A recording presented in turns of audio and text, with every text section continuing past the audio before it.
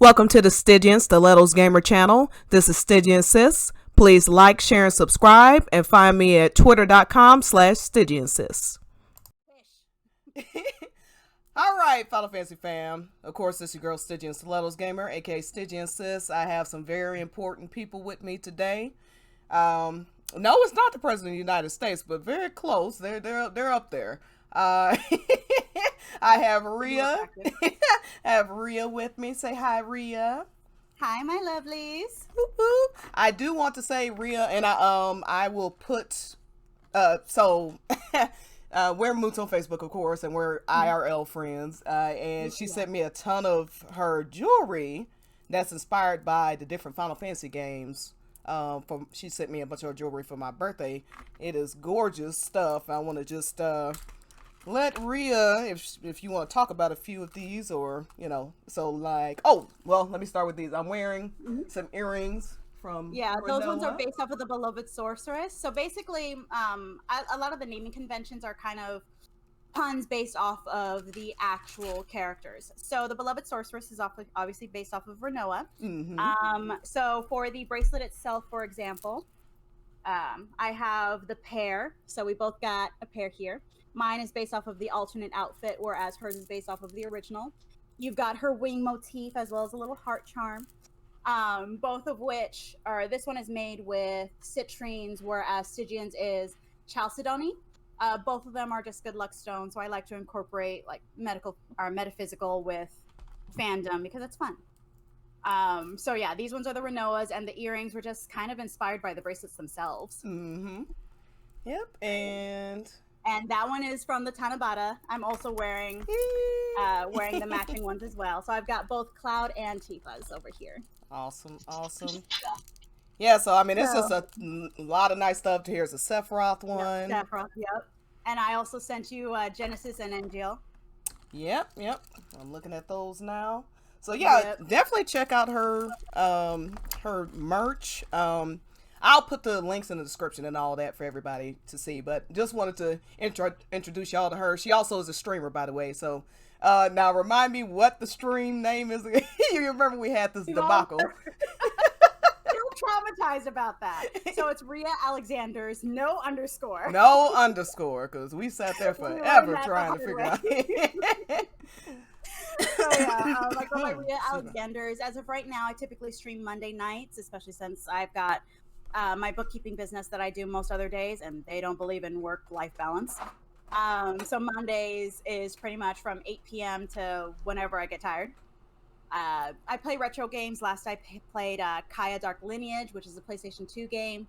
And then next up, I don't know, maybe I'm going to do another playthrough of the OG, or I'm going to play Jak and Daxter. It's really a coin toss. That's if I don't con somebody to get me Stray. Ooh, yeah. Because I want that game. Everybody's playing Stray right now. I want to be a cat. I'm mildly interested. All right, and then we have, of course, TifaTheMonk again. Say hi, Monk. Monk. She hiding? I don't know. And we have Bobby with us again. Hello. Oh, sorry. Hello. Yes. Hello? Yes. Okay. I was like, all right. She might have died mid-stream. Okay, that's all right. Sorry, I was distracted because I just saw Cloud's Play Arts his Wall Market dress drop, and it's the purple. It's the purple one. It's the purple one. So he's back with Tifa. Oh my god. Is it really it's the corset, the purple corset one? Is it on screen? It's the corset dress. That's the one. Oh my god! I'm buying that shit. Frou-frou dress. I know people like it. I don't. I absolutely abhor that dress. It is hideous. I hate that dress. The bracelet for it came out pretty, but I hate that dress. Oh, that dress is hideous. Okay, I'll find it later. All right, so book club. Yeah, so let's get started because we got 100 pages to go over. So all right, let's do this. Let's get this going. So the pages that we're looking at now, you of course see the Avalanche Trio. It's because these pages are pretty much about Avalanche. it starts off with her, she's working the meat bun vendor thing. Well, I have a cart. Good Lord, I don't know why I'm having trouble with words today. Yeah, she's working the food truck, and someone orders 22 meat buns. Now I knew immediately who this was before they even finished.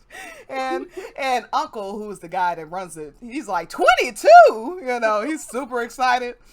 And of course, it's Wedge. Oh yeah, he did not get to be that adorable Fluffy by accident. That was intended. It's implied that he's already that way, because he literally, like, the way Tifa describes it, she's like, he put this basket on his stomach.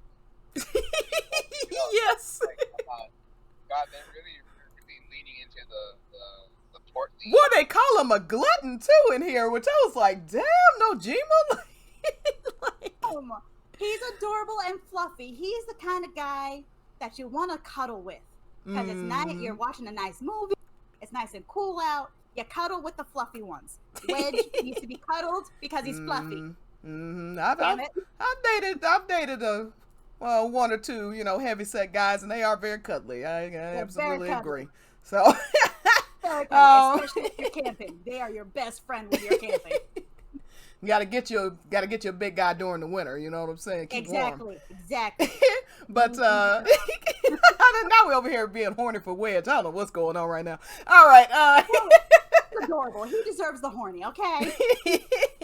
But yeah, so this is when she first is introduced to Avalanche. She doesn't know their names yet, but she's watching them, and this part made me so sad because she starts to cry as she's watching them because she's envious. And she's had no friends for like 2 years, so I think seeing people who were friends like struck a chord with her. Yeah, and so like the reason they're here is because Wedge heard that the meat buns were delicious in Sector 8, so he wanted to try them for himself. and he heard that Tifa was hot. Yes, he actually says, and I heard the girl that works here was cute. So that was interesting that he kind of flirted with her. You gotta flaunt it. Unfortunately, that's the nature of the beast. I wasn't even sure Wedge was interested in girls until, I mean, not like saying gay or nothing. I'm just saying, like, he only talks about his food, so I wasn't even sure. I think he and Jesse have something in common. They're Nibelheim sexual. The Nibelheim, what? Oh, yeah. But yeah, so it's when she first meets them, and then she runs into Jesse later. Let me scroll down. She runs into Jesse later. This is where they meet. Oh, hey, a voice called out from behind. Tifa ducked and then turned around. She ducked. A beauty with a slender face and shapely nose. Interesting description. Aha, it is you. Sector 8 steam bun lady. They exchange pleasantries. She's like, do I make you nervous? Tifa's like, no, well, yeah, kind of. You're a little out there. Other girls. Like, she's like, how to interact? How do? What is this? And man, it just makes me so like, well, we'll get into it. Let me just describe what happens. So after she meets her, they have a little conversation. She runs into her later again when she's being attacked by one of Don Corneo's hoodlums, and Tifa gives them the 1-2, gives them a 2-piece, and then and then Jesse comes in, kicks the dude I think in the face or something like that, and then they run off, and she's taking Tifa back to Container Alley, which is where she lives, of course. And for some reason, Tifa just, when she's asked, like, what's going on with you? Where are your parents? Why are you here by yourself? She kind of breaks down to Jesse, telling her everything that happened. She hasn't been, now you have to remember, she's been in town for 2 years, or almost 2 years. Yeah. And she hasn't had anybody to talk about it. Like, she's had to keep all this to herself. I mean, Rakesh a little bit, but they really don't talk about it either. They mostly talk about Zangan. So, Zangan and Zangan. Rakesh and Damini, they basically just say, I don't want to hear it. That's kind of why. Yeah. And you can see that in their interactions. Yeah. So she's had all this bottled up, and then, like, you have this girl who's being so nice to her, and wanting to hear about her. Yeah. And so, and also I also think it has to do with the fact that she has a peer, somebody that is of her age that she's able to interact with and form that bond with, and something about having somebody to talk to, even if it's an acquaintance, having someone that's like-minded, sometimes it just opens the floodgates and then out it goes. And there are real life examples of it where it's just you talk to somebody that you have something in common with. Look at all of us, and we probably know more about each other's lives than some of our IRL peoples. Oh yeah. For sure. Yep. So, and it just makes me mad, honestly, because I read through this, you see how, like, because this is also somebody who, you know, this is probably the first person in Tifa's life they don't, I mean, yeah, she eventually joins the Avalanche, but it's like in this moment, she's not looking to, she doesn't know that Shinra ruined her life and all that, so she's just wanting to get to know Tifa. Like, she doesn't want anything from her. Yeah, she's and so just a girl. Yeah, and so it's just like, damn, like, you know, I ultimately agree with the decision they made. They had to kill the LTD with fire. And part of how they did that is giving Jesse all of most of Aerith's negative qualities from OG. Yeah. But it still sucks because you have such a dynamic, fun, engaging female character who's a genius. She makes bombs, you know, she's helping save the world. And then she's like reduced to a LTD plot device, you know, just like... Yeah, I mean, like, most fantasy games, especially that are geared towards a demographic that is predominantly male, it's not complete without the butchered remains of a female friendship. Yeah. There's no getting around that, even in today's releases. And while I do agree with you, Stitch, that it's so much better, and they did do the differences justice in that a way that even if we don't agree with it, we can understand it. It's still very much you gotta have the ruined remains of a female friendship, usually about a guy. Yep. It sucks, but it's kind of part of the formula. Hey, Exetal. And by the way, yeah, I definitely agree. I did want to thank the newcomers, by the way. I meant to do that. So, Bruja Diero, sorry. Yeah, they followed me a couple hours ago. Kaylee Go Between followed me 2 days ago. Cesar, hey Cesar! 6 days ago, he's a very bright, shining star of the fandom. He just loves fan art, always sharing it. Y'all should definitely follow him. Fan art is life. Oh, yes, my sister is awesome. Yeah, I forget who it was that went after him one day, but boy, they regretted that. Because the fandom came down on them. Oh, yeah. Woo. But yeah, Randy Kieran is a week ago. Okay, sorry. My little word affection. I think I've already shouted them out, so I appreciate it. And as you can see, this is the Final Fantasy VII Book Club stream that we're doing. We're going through I keep saying chapters. We're going through pages 122 through 208, which is the end of Tifa's portion of the book. So next week we'll be getting into Aerith's portion. But yeah. Her mom is a badass. I'm all about both her moms and all their traumas. Oh man, yeah, she's a firecracker. Yeah, she looked out the mom department, let me tell you. Oh yeah. All right, are you talking about Elmira or are you talking about Elfana? Both, yeah. Man, it gets deep with Elfana though. I'm like, damn. Yeah. Well, I can't wait to talk about that. But gosh, it's gonna be so much. I might pop in again for that one. Oh yeah, it gets interesting. All right, so. Yeah, so Jessie saves her. Like I said, she opens up to Jessie. And then later, Jessie gets her, they actually all come and get her. She starts hanging out with the Avalanche group, getting to know them. And on her 17th birthday, they're like, hey, are you busy? We want to take you somewhere. And so they take her to some... I don't know how to explain it, but some... they're calling it a theater. Yeah. And I'm thinking like, okay. Yeah, and so they take her to some... Yeah, they take her to some, like, secret location, and they, you know, everybody in the room starts cheering for her birthday. It's her 17th birthday. And then she starts watching this presentation on planetology by Yuri something or other. Let's see. Good afternoon, everyone. My friend Tifa. Yeah, so Yuri Ramana, a mentor in the studies of planetology. I wonder if she has any relation to Bugenhagen at all. I think Bugenhagen was her, probably taught her. Yeah, because he's a planetologist. Yeah. Yeah. Yes. Yeah, he might. Doesn't he like teach, or didn't he used to give like lectures and what have you? And people that, at least before the start of the game, people would actually visit Cosmo Canyon in order to kind of sit with him and kind of experience the entirety of Cosmo Canyon. Because I don't know about you, but I'd visit there just to be a tourist. Absolutely. It is definitely one of the most beautiful locations in the game, and it is. Oh man, there's so many parts coming up that are gonna be rivals for what's gonna be the most gorgeous location. Costa del Sol, Cosmo Canyon. Wutai. Hey, the lightning was so loud, I heard it through the headphones.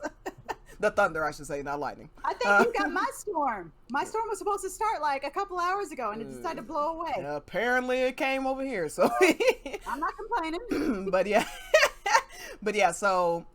Yeah, there's gonna be a lot of. Nibelheim looks gorgeous already. Yes, it does. But yeah, a gold saucer is gonna be majestic. But yeah, so Gold saucer is gonna be gaudy. Okay, I'm ready for it to be like freaking. Well, Las that's Vegas. true. That's true. It's gonna be bright and colorful and gaudy. Yeah, All get out. yeah, that's true. That's true. If you're gonna Temple look of the at it like, Ancients, I or wanna go here. like Forgotten City, will be more than majestic, probably. Yeah. But anyway. Yep. So, yeah. So this is her first lesson in planetology. It is about 30 minutes that the video is, and she's very interested. Jessie thought she'd like it because, of course, she understands losing her father in a sense. You know what I mean? He hasn't woken up from the coma. And won't ever wake up because he dies in the destruction of Sector 7. And so it's really sweet because she tells her, as long as you love the planet and are connected to the planet, you're always connected to your dad, you're always connected to Nibelheim. Yeah. And I think that helps her not be as lonely. I mean, it was a really sweet moment. And then Yeah, it was. They actually formed a real connection over their shared loss. So because even like you said, even though Jesse's father he still has a pulse, he's still kind of brain dead. So even if his body's alive, his mind is gone. So by all intents and purposes, he is gone. They no longer get to experience being daddy's little girl. So it is a shared trauma, a shared loss that they go through. And I wonder what age Jesse was. I don't know that they ever say when all that happened, but since she's only a couple years, I think she's 23. I believe Jesse's 23. She's not that far off from Tifa's age. She and Zach are supposed to be the same age. Yeah. So yeah. But that's cute. And then they have this little moment that the fandom was going crazy about, where Tifa placed her hands on top of Jesse. Oh, Nibelheim is right here with you, and your dad is right here with you too. Jessie cupped Tifa's face in her hands. Her touch was warm. You're not alone. Tifa placed her hands on top of Jesse's and said, "I haven't been alone since the day you first came here." Jessie's eyes wide and flustered. She broke away. "Oh my God, that's so sweet of you to say." She brought both of her hands up to her cheeks, looking extremely flattered. "Well, see ya." And Jessie walked away, her cheeks still pressed between her hands. So, like, people like, do they need a room? What's happening right now? You could calm the pants off of anybody. Apparently. Because, Tifa and Jessie is the word. well, I don't know. It seems like Tifa was the one that left the impression on Jessie. Because she's the one walking away flustered. It feels like it was both ways. yeah, both ways indeed, apparently. So I can do both.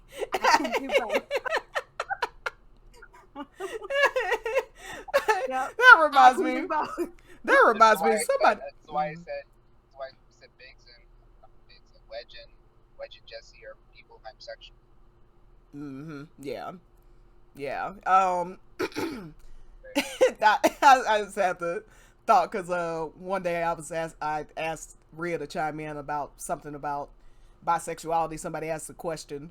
And I said not to make you my bisexual genie or anything. That has been my personality ever since. Okay, it has been my personality sentence. Yeah, that is hilarious. So it's like, is I'm not is there a gay ashamed. issue? Summon Rhea, the bisexual genie. You know. Yep. Here's the best ways to get my attention.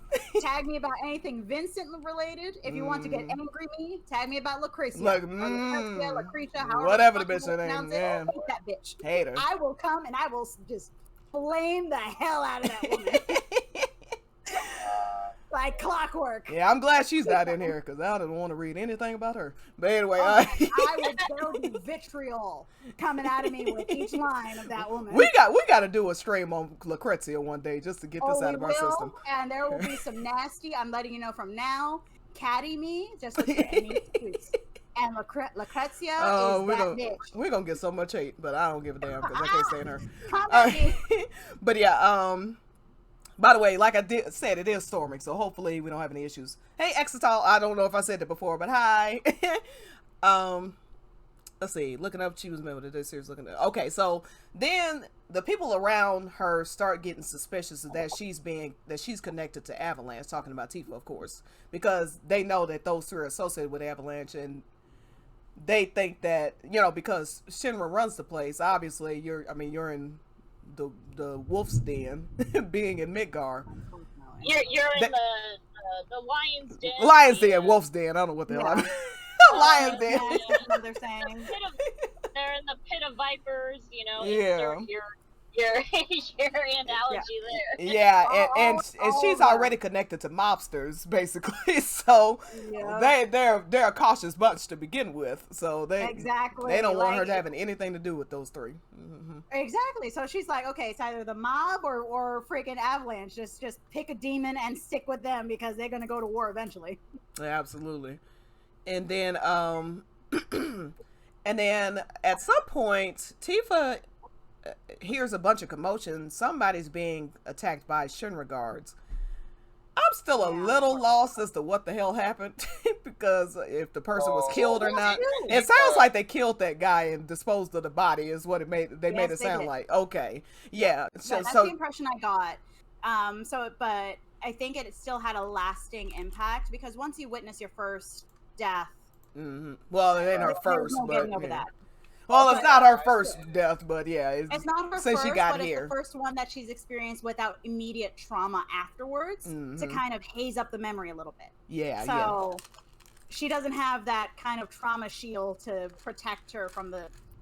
There is a kid that is her age that should be in the prime of his life, dead. Yeah, it's sad. It's really sad. While all this is happening, the guard got. They show so many creeper moments with these characters around Tifa. That's very purposeful. So this part happens. The last remaining officer shoved the nose of his rifle into the swelling of Tifa's bosom. Humiliation and anger moved her. Now she's 17. This girl is underage. Yep. She kicked up and caught the trooper's jaw with the tip of her foot. Now, this could have easily gotten her killed. I mean, exactly. But this is something all women go through. When just the other day, I had this one guy literally follow me from my car to the gas station, interrupting my conversation with the cashier. And after I told him, no, I'm not interested, I pulled out the I'm a lesbian, except they always pull right back. We can't be friends, though. Followed me to my car, would not leave me alone. And when I got in, he was driving after me for a block. Mm-hmm. It's a thing that happens, unfortunately. Yeah, absolutely. And it pisses me off. And Nojima brilliantly uses somebody is. Everybody all right? I'm here. Monk, you there? Yeah. Okay. Bobby, you alive? I'm listening. Okay, cool. Yeah, I'm here. Okay, cool. I just don't know when to jump in because I don't want to interrupt anyone. Oh, you just got to jump in. We loud, so you just got to jump in. Well, I just if I can just make like just a brief ramble about everything that's being shown here. Mm-hmm. It's Nojima once again showing how Tifa does not like the way that she is portrayed in the fandom and stuff a lot. Like she's some kind of flirt or she's loose and she's easy around men. Nojima just absolutely demolishes every talking point like that about her, showing that she does not associate with men like that at all. She holds herself in high, she has self-respect, and she doesn't like being treated like that by men. And it also shows, the stark contrast, when Cloud is flirting with her and Cloud is trying to get close to her, as opposed to when other guys do it, even guys that she's on friendly terms with, like the boys that she grew up with in Nibelheim. She was friends with them, but she still kept them at arm's length when they started trying to make a move on her. Yeah, like it is only Cloud that she ever opens herself up to like that. Well, literally and figuratively, but I won't go there. Yeah, but again, this is also a real world experience. Yeah, we should pull up that picture of Barsan. Oh my god! We need to come up. We need to form a consensus of what he looks like. Don't get me started on freaking Barsan. No. Oh my god. Oh, we're good. We're gonna talk. We're gonna discuss Barsan. Trust me. Oh my god. I got a rant and a half about Barsan. Oh my god.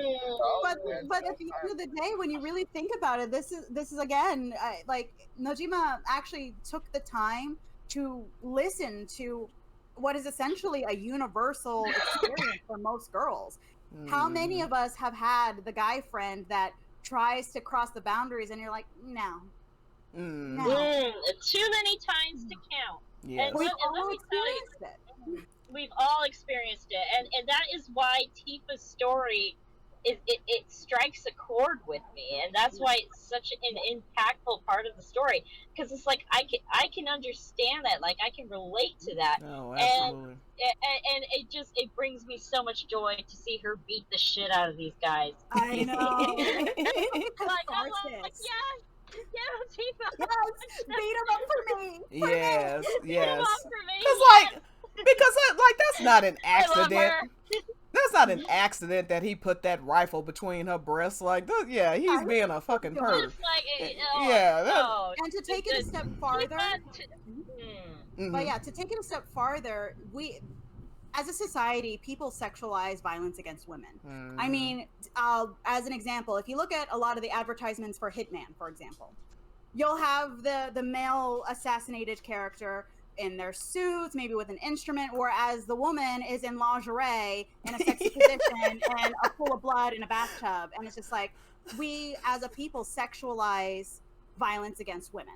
And again, this goes back and considering Nojima's history and the history of the war in Japan and what have you, unfortunately, a lot of women have experienced gun violence and having this happen to them. So to an extent, this is putting power back into these sexually assaulted, sexually abused women, and she becomes our proxy for like, hey, these men are using their tools to hurt us. Now we have a representation of us that we can all relate to that is able to fight back.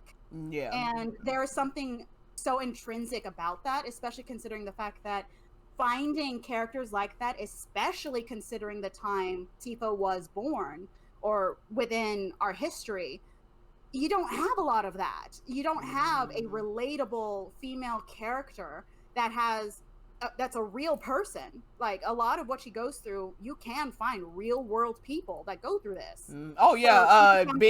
Being swindled by the medical field. I mean, that's got anti-capitalism stuff written all over it. Exactly.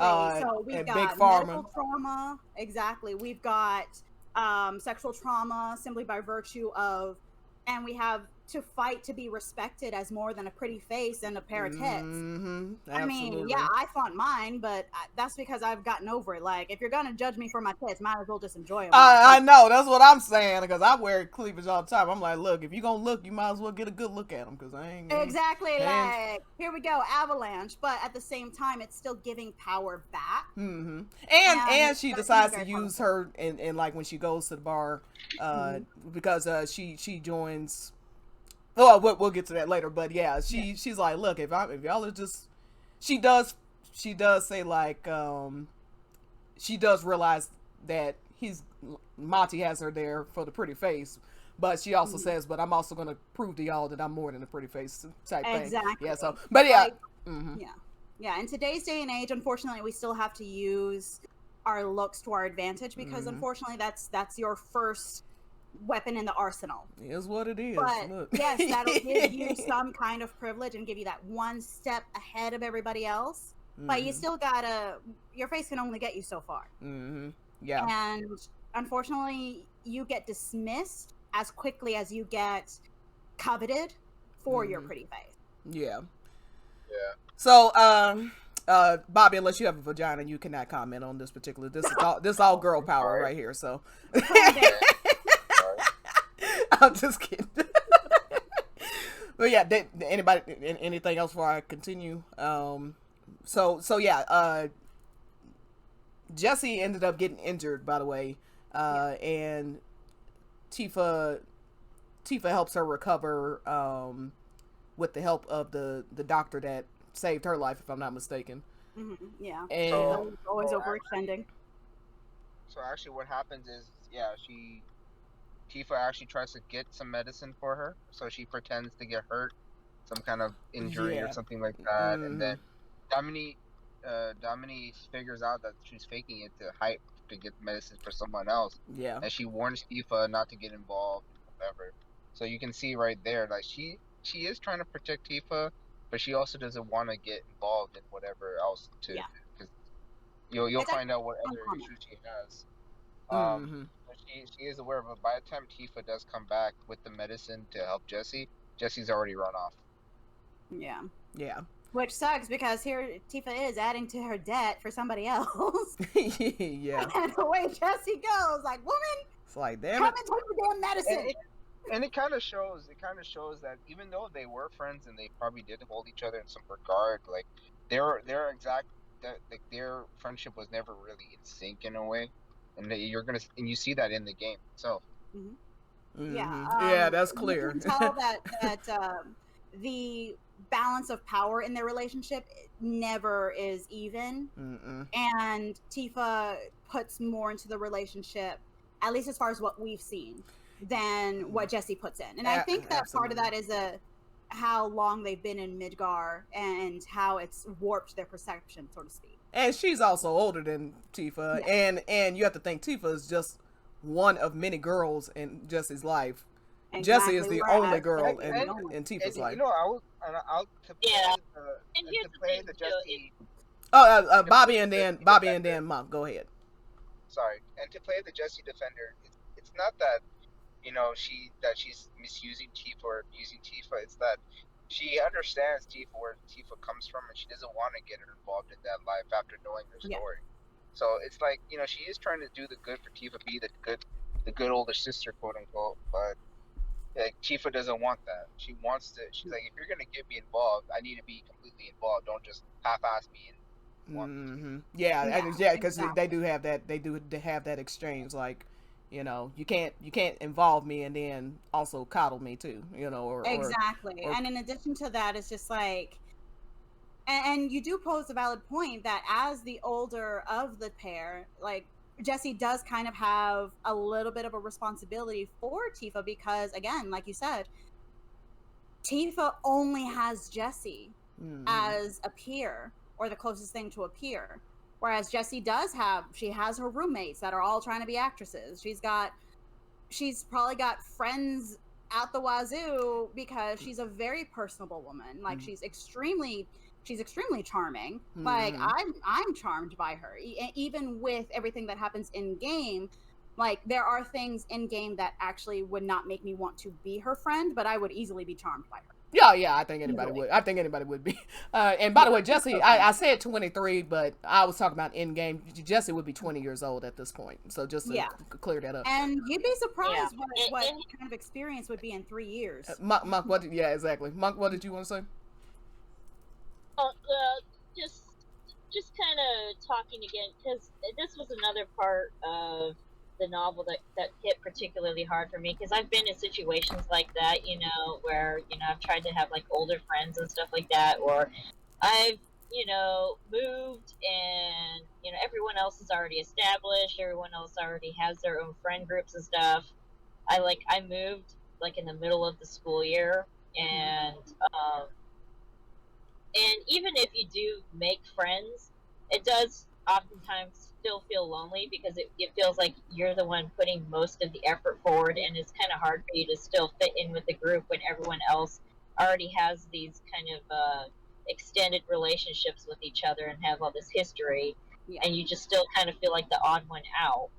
And so you kind of overcompensate by working hard to be friends with everyone and include yourself. And yeah, I've been in that situation that Tifa's been in, and so it kind of hit particularly hard.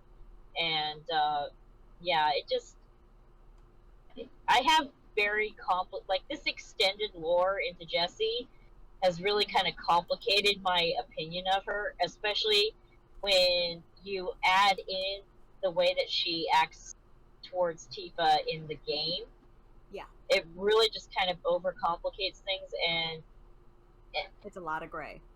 It's a lot of gray, and sometimes I feel like, Jessie was not actually that good of a friend to Tifa. Yeah, no. By the end there, intention versus action. So disregarding the intention, which we can all argue the intention. However, what actually happened, like you said, she really wasn't. But that actually furthers the complex character building. And I think that's part of what made Jessie such a fascinating character. She is arguably one of the most well-received of the Avalanche trio, especially because of that complexity. So and that's kind of where I'm sitting as well, because it's just like you have all this gray, and it's just like, okay, is this a gray that I can tolerate? Is this a gray that I can't? Because clearly she's a good person, but is she a good friend? And then you have this kind of tug of war going on between your brain, and it's just like, huh. Yeah. Well, and here's the thing too. This is something that I kind of lament, because there were plans to kind of smooth over Jessie and Tifa's relationship, which I would think would have actually made her death on the pillar hit harder. Because if you show Tifa and Jessie actually making amends and starting to improve their relationship, and then she's just taken out like that would have made her death hurt really hard. And it frustrates me to no end that they took away Jessie's line of where she's talking to Cloud, and she says, if you make Tifa cry, or she said, don't you dare make Tifa cry, or something like that. Yeah. I feel as if that kind of took away a lot of it. Why did they take that out? That would have made Jessie's death hurt even harder, because especially once you learn about all of her history with Tifa and everything, that would have just, I'm very frustrated that some of that stuff did not make it into the final product of remake. Yeah, I'm going to agree with you there, especially considering how that just one line can change the entire perception of a character, and that's part of why people are in such a kerfuffle when we discuss the translations versus what the original translation should have been versus what we received, because so much is lost. Even if it's just one line, that can change the meaning of the entire chapter. Even look, a prime example, this is something that Jen found, Jedi Jenna on Twitter, is something that she found last night, or at least made a meme about last night. When in chapter 12, when Cloud catches Tifa on the pillar, what she actually says in the Japanese is keep you waiting, something basically keep you waiting. It was a direct reference to what she told Cloud when she showed up to the date on the water tower. Yeah, exactly. Like that's important. The same thing with Aerith saying, I want to spend more time with you. Like if we had heard instead of I'm not sick of you yet, I mean, that's a clear reference to Crisis Core. You know what I mean? Exactly. So it's just so aggravating that because it seems they just changed. Some of these things don't even make sense to change. It's just like, why change it at all? But yeah. Hell, like with all the times Cloud calls Tifa's name, why did they change some of it to hey? Like, dude, Why you wanted to drop that extra syllable so much? Some they even just flat out take out Cloud says Tifa's name in chapter 10 when they do the back-to-back, power couple thing, and then it's just taken out entirely in the finished version of it. It's like, what the? It's like, what? You don't like syllables? What's going on here? I think they again, it goes back to what Ben Sabin said to me. I'm not to me. What he said, which is he said he was concerned about balance. The problem is it's not balanced because Cloud just met Aerith. He's been in love with Tifa since he was 9, at least. Exactly. Okay, it's not balanced. It's not meant to be balanced. If they wanted it to be more balanced, they would have written it in the damn game. Anyway, that's my small tangent. And the thing is just like balanced is they have the same amount of screen time ish. It's just we're not supposed to be sharing Cloud's attention. Yeah, exactly. Not to the way that Ben thought he should have done, which I've got words for him. Yeah, it's just do not leave me alone in the room with him. What a game as lore heavy and as story driven as Final Fantasy, it really is important to know the compilation and the history when you are making these decisions. My guess is he didn't know that some of these lines, the importance of some of these lines, but that's just no excuse for me. I mean, how much are they paying this man? It's one of the biggest releases of it. Like, you can't just take 5 minutes and be like, why did they use this line? I'm sure you can ask these questions to somebody. But anyway. Yeah, I've got beef with it. I've got beef. Yeah. But anyway, sorry, small tangent. So, it's a deserved tangent because I will still never understand how Tifa translates into hey. Tifa's a name. It's not some obscure Japanese word that translates into hey. It's Tifa. It's a name. Yeah. And it's don't translate Tifa. Tifa does not translate into hey. Yeah, and the thing is, now you don't even have to. They completely changed sentences. Like, even when Cloud asked Tifa in chapter 11, was it that after they fought the ghost? Tifa's like looking and seeing Marlene. And then I think Cloud says in the Japanese, like, "Are you okay, Tifa?" And then the English is like, "What's going on here?" Exactly. He's like, "What was up with that?" It's like, what the? Yeah, he says in this super soft tone too. "Tifa, are you okay?" And then they change it into. It's like, what the? Yeah, it's ridiculous. Anyway, yeah, I'm really hoping they do better. And yeah, so. Back to the book. Sorry. Back to the text. Tangents later. No. So, the last thing I found notable is that in this portion of the book is that Rakesh is a scumbag. I told you that from the beginning of the book. Yeah. So this part, I'm pleased to hear that. Let's see. Yeah, I'm pleased to hear that. I need your trust from now on, too. It's going to be okay. If you maintain your current pace, you'll be a free woman in less than 3 years. Now, what he's talking about is I think that she didn't realize that some of her money was also going to the mob. So, like, all the money wasn't going towards her debt. Some of it was going towards other, like the group of, what are they called? Manson. Yeah. And then he says, then Rakesh looked around, lowered his voice, and said, "I think you can pay it off sooner by working at Walmart." Now he's talking to a damn 17-year-old. I know. That's the thing, you see. You can't force it, but if you're seriously thinking about it, let me know. Whatever trust you had in Rakesh was gone. Yeah, it should be gone because freaking. So many of the guys in this are so creepy. Like, this is so purposeful by Nojima to put all these creepy people around her. Yeah. Men are like. All the one-off men that you see exclusive to this book have been nothing but trash to Tifa. Other than Monty. Yeah, which he's all right. Monty initially used Tifa, but then he warmed up like Tifa intended, but sadly he you'll see, find out. Yeah. So that's the first. Okay, that was just the first part. Now we got when she actually meets Barrett and stuff.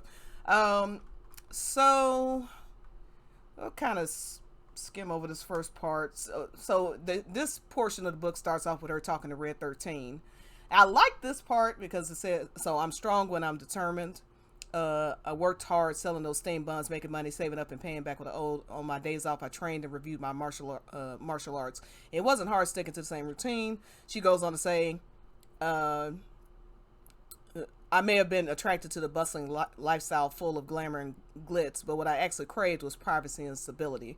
This is very cloudy coded for me. It stuck out to me because that's what I've been saying about why her and Cloud work so well together, particularly, you know, especially once they get the issues settled and all that. But what they both crave is a quiet life. They're not looking for adventure. They have had more than enough adventure. Okay. Adventure still finds them. Yeah, exactly. Like they're perfectly matched because they both enjoy, like, what makes Cloud scared is that he's so happy in this little peaceful life he's found, just him, Tifa, and the kids. He enjoys coming home to a family every night, a warm cooked meal, you know. And I see the same thing with Tifa. Like they find some comfort in that, because, and I imagine it's due to their upbringing to a large degree too. I mean, they're from a traditional setting, and I get bothered when people, like, traditional isn't inherently bad. Now, as progressive women, you know, and I don't mean politics. I just mean, like, you know, we're women who are independent, and you know, we run business. You run a business, two businesses. I'm a senior sophomore. You know, working on a third. Yeah. Monk is saving orphan children or something. I don't know what she's up to, but Well, there's Monk in the name, so clearly she's doing something. Yeah, absolutely. No, but we're all like, what I've loved about this fandom is finding all these amazingly talented, intelligent women. A lot of them women of color, etc. And so, but there's nothing wrong with Tifa wanting a traditional lifestyle, if that's what she wants. You know what I mean? So at the end of the day, I mean, it's instinctive. If the woman chooses that, then that's what is what is so beautiful about it, is that she chooses that life, and it's how is that not empowering for a woman to choose to build a life like that? I mean, there's something, it's very honorable for a woman to build a family and stuff. Like, why is there so much shame put on that? Yeah, I don't know, but I think part of it has to do with the stigma. So, like, I cannot believe that, like, don't get me started. Oh, Jesus. Yeah, okay, you know. Let me just do a quick little rant about this. Okay. Is that, I won't name the account. I'll try to be professional about this. But somebody said, like, but I'm gonna be good. I'm not professional either, but I'm trying, man. I'm really trying. But there was this account that was going off about, of course, it was an auntie saying that, I'd like to see Tifa be empowered through being single, and I'm like, oh my bitch, god. And I'm like, bitch, please. Tifa has been single her whole life. Literally. She's like single through empowerment. Like, I'm sorry. The only reason you're saying that is because you don't want her to be with Cloud. And you know she is. That's why. And then I said, how much you want to bet that if someone were to say they want Aerith to find strength and empowerment through being single, like moving on from Zack and then just being her own person, how much you want to bet this very same person would have a freaking meltdown? Absolutely. So miss me with that. Absolutely. So I'm not of course I'm not a female, but I would like to kind of point out that now I lost my train of thought. Shit. No, it's just like they the way that they implied that was like they made it seem like Tifa is like been like she was a perpetually in a relationship kind of girl, like she was always jumping from relationship. I know. Relationship, and I'm just like, that's in your mind, but I mean the way that I don't know where you guys thought that, and then even then, like they even tried to like shift. They always, those same people who say that Tifa should find empowerment through being single, they want her to like end up with other people besides Cloud, and then they even Cloud, right? They don't find him Like they can't say that he should find empowerment in being single and want him to internally pine over a dead woman who was like, you should move on, like in the movie Advent Children, she's like, move on, you should find you shouldn't need to worry about getting forgiveness for letting us die, but you should forgive yourself for that. Yeah, Yeah. yeah. I mean, it kinda doesn't make goes any both sense. ways. They don't know the first thing about Tifa. That's But I obvious because it has to she do has with- literally never been in a relationship other than with Cloud. And this is what I told. They go back and forth with their anti nonsense. There's no consistency. None. But I think part of it is born from this stigma associated with the 1950s housewife. Mm-hmm. And the 1950s housewife, this is the difference between Tifa choosing to have a family when she chose to do so versus the 1950s housewife where she had no choice. She had to marry because she had no right.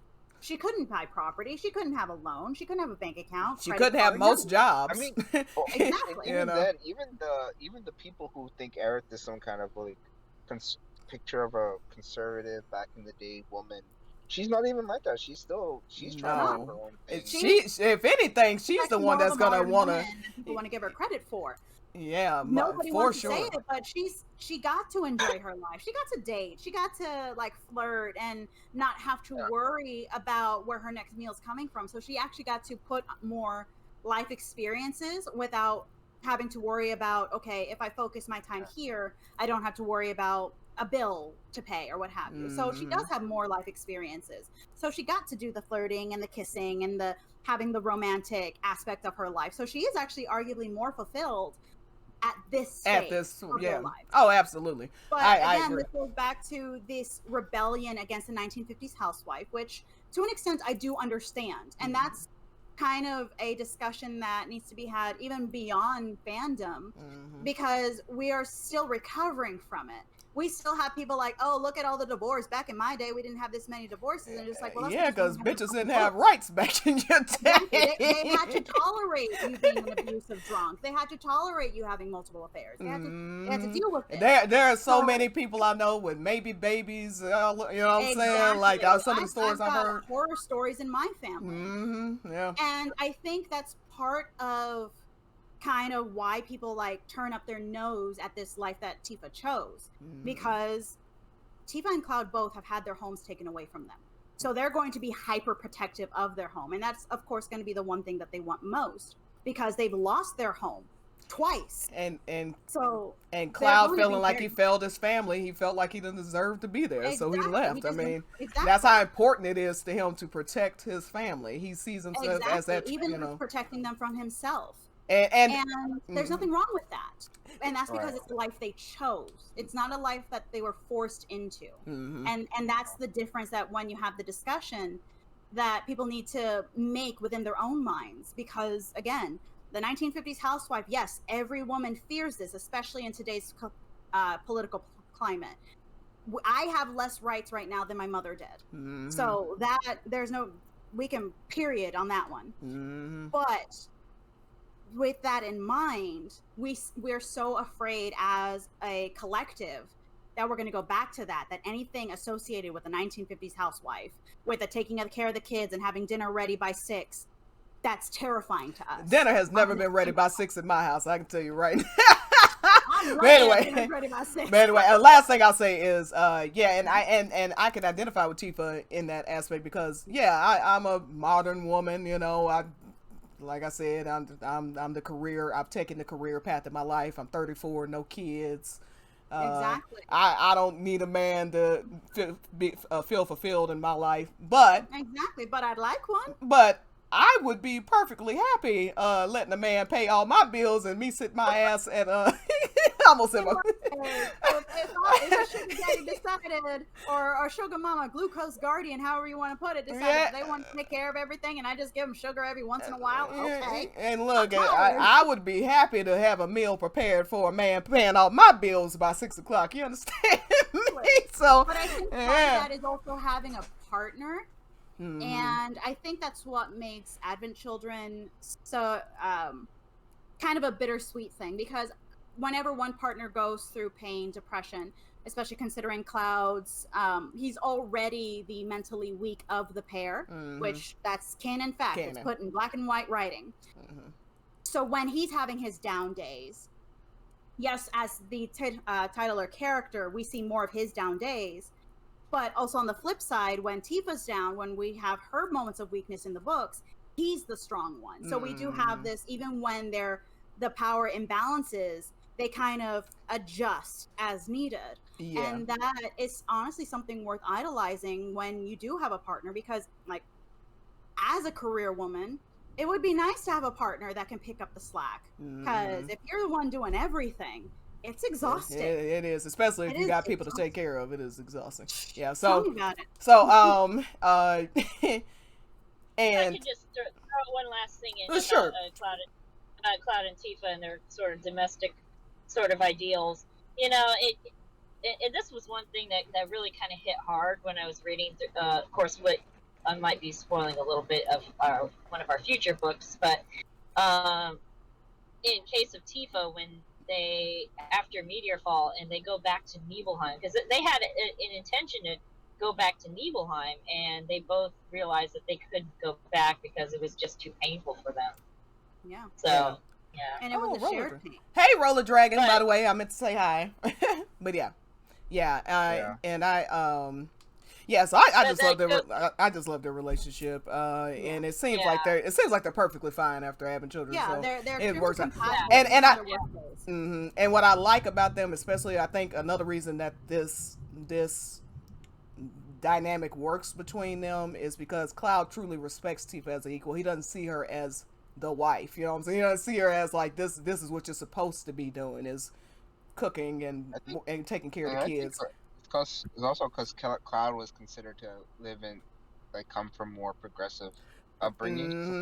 Being raised by a single mom, he saw his mom, you know, and that's another thing I love is like Tifa probably. I mean, I'm not saying they're rich or anything, but Seventh Heaven probably could pay everything they want, but it's important to him to go out there and provide for his family. That's another thing I see that's traditional about them. He sees himself like, I'm the man of the house. I need to be bringing money in. I need to be teaching these kids. I need to be, you know. I think it's more like I think he also he wants to feel some kind of fulfillment. It would be of course, for him to, you know.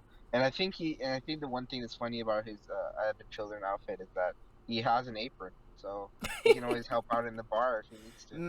So wearing matching outfits. I mean, what is even the question here? But anyway, matching outfits, matching rings, like matching collars. Like you gotta be smoking something strong to believe these two are not in a relationship. I'm sorry. Super tension now, guys. It's so funny. Like if I've been a little distracted, like I've been obsessing over this entire podcast. It's so funny to me because this dress that you get, the route that you have to take for it, I think you have to pick the option. When Chocobo Sam asked you to describe Tifa, you have to pick "she's in great shape," which is like the flirtiest option, like the most the most shippy option, I should say, of Cloud just sipping over Tifa, and then and then. You also get treated to the scene where when you're at the Coliseum and Chocobo Sam makes some comment about about Tifa having she's kind of a bombshell herself, and Cloud is ready to tear his head off. He's ready to throw hands. I know, hilarious. All right, we are way off topic at this point, but we got to talk about. We were lying a little bit because she did have another great love, and that's where we're. We're dirty liars. Yeah, we're to the infamous Barsan. So, we'll explain who Barsan is. He is the rival. He is the love rival of Cloud Strifer. You send me that picture one more time on Twitter so I can pull it up. And by the way, Monk, send me that. Well, maybe you can't right now. I wasn't able to find that plushie. I'm hunting. Yeah, I want to see that plushie. Wait, what picture? Hold on. The plushie. I wanted to see the plushie. But yeah, so every few days a young man would come to buy lunch. He would hang around for about a minute each time and watch over her with a gentle smile as she worked. Tifa recognized him as a regular. Happy 18th birthday, said the young man. Huh? Her hands automatically froze. How did you? Because you've already celebrated your 17th. That jogged her memory. He had been one of the people at the Planetology movie screening that Jessie had brought her to see. Her post quick enough. In the book it says Doki here, and because a certain segment of this fandom, a subset of a subset of a subset. Like a certain segment of this fandom was trying to convince the world that Doki automatically means something romantic because there's a part where Cloud's heart throbs when Eric gets close to picture. Yeah, we can see why her heart throbbed. Yeah. Okay, let me pull it up over here just in case I got something crazy going on. No, I don't think I sent anything to Spicy. All right, so this is Barsan. Barsan. Oh man, that's hilarious. But yeah, forget the entire book up to this point where Tifa has, it's described to fall in love with Cloud that night on the tower, and she cares about him so much she wears her little cute cowgirl outfit on the day that she thinks she's gonna be reunited with him in Nibelheim. Mm-hmm. She's there talking with his mother, so like no, like ignore all that. This one scene with this one unnamed character is the great love story that Nojima's trying to tell us here. Oh my god. Jim, you have to change it back to the Oh book. boy. We're still seeing Twitter. But yeah, Not me buying or pre-ordering this play art. What we talk. Oh my god. But yeah, mind your business. Yes. Yeah, but the only thing I'll say about it is that, oh, sorry. I'll shut up now. Yeah, anyway. Yeah. Hang on. Panic. Okay. But yeah, so the reason her heart quickens is not because she's in love with this stranger whose name she didn't even know. Shockingly enough, it's because he recognizes her as somebody that was at that Planetology meeting, and she's thinking he might put two and two together and recognize her as being part of Avalanche. So that's my heart's about to go doki doki with my dogs trying to scare the crap out of me. Shit. And what were you gonna say, Monk? Oh, no, I'm just, it's more mindless rambling. You people go ahead. Okay, yeah, it's 8. Okay, so, yeah, so that's infamous Barsan. And then, who is never heard from again. I don't, as far as I know. But yeah, so, after this, she's going to Stargazer Heights on a Wednesday. I think they said that she had information about Avalanche because she hadn't. I'm thinking Tifa hadn't seen them in a minute, and she's concerned. And she's a warrior ward. Mm-hmm. So she can't help it. She's a warrior. Yeah, and so she realizes that Marl owns that place, Stargazer Heights, and then from there, yeah, she said they hung out last year, but she hasn't seen them. So this is her 18th birthday, so it sounds like she hadn't seen them in about, at least 5 months. Yeah. And then Marl introduces her to Seventh Heaven. Eventually, so one thing I wanted to mention as an aside is that Marl does mention that, I gave the doctor's son my address to give to you, and Tifa's like, what? So I mean, we already knew that Tifa was losing her trust in Rakesh because he wanted to turn her out to prostitution or whatever in Walmart did. Turn her out. Yes. But that it kind of seems like he's kind of isolating her from trying to even build a life outside of whatever she's doing at the moment. But that's exactly what he's doing. He is isolating her. And like later on in here, it'll be like, you're mine, and I'm like, yes. And I'm like that's some no. I know. That's when you like make sure you barricade the doors because he might be peeking in through a crack or something. Just like no. Well, Yeah, who wants to bet he would have been her also- first customer in Walmart? Damn right was- he would have. Oh my gosh, he's so creepy. He Right, was so I also got that one. gaslighting her. He was gaslighting her, saying, "Oh, you know, Marl's senile. Probably these old people are senile, so they Yeah. might have said something, but they didn't." But she literally told you, like, she did this. So, like, you know, either you can. If I was Tifa and you already heard this man make some inappropriate comments to you, even though they quote unquote saved your life, they're like, wait, they got to do a double take with this guy even more. Absolutely. So that's when she ends up being introduced to Seventh Heaven. It says the Seventh Heaven. Let's see.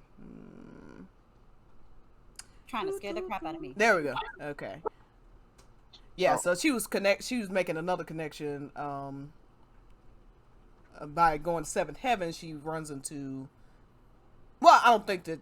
I can't remember exactly. Hold on.